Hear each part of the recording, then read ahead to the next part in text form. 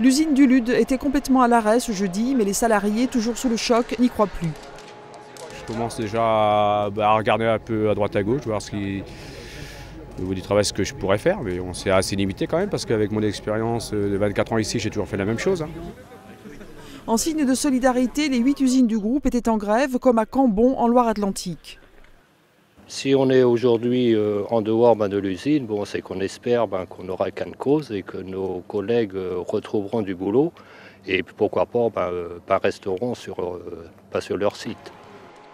Dans la Sarthe, un comité de soutien composé de la FSU, de la CGT, des Verts et du Front de gauche a vu le jour. Avec la population, il cherche des moyens d'action.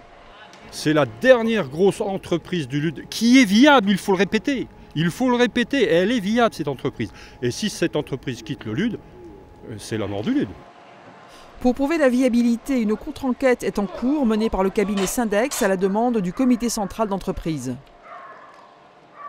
Notre but premier, c'est de montrer qu'il faut garder une production au Lude. C'est possible. Oui, c'est possible. Et nous attendons justement la contre-expertise afin de leur montrer que c'est possible et que leur projet ne tient pas du tout la route. Le 8 décembre, une opération ville morte sera organisée au Lude, car la fermeture de Candia aura des répercussions. Il y a tous les préjudices après, tous les impacts concernant les écoles publiques, privées et le collège, les commerçants qui seront également touchés. Donc nous allons mener une enquête et faire un bilan de tout ce que ça pourrait amener en préjudice. En décembre, à Paris, auront lieu des réunions du comité central pour établir les grandes lignes du plan social qui doit être élaboré à partir de janvier.